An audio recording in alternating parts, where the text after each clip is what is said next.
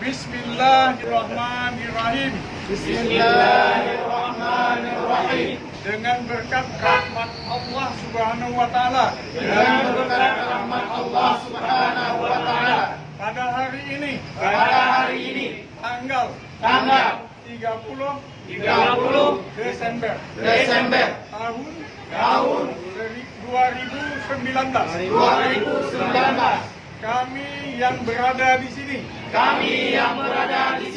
adalah masyarakat Idi Rayut yang bersepakat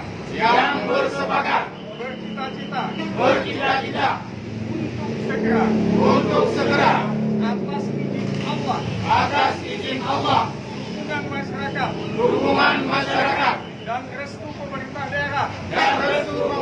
daerah segera mendirikan Universitas Negeri di Idi Rayut. Wabillahi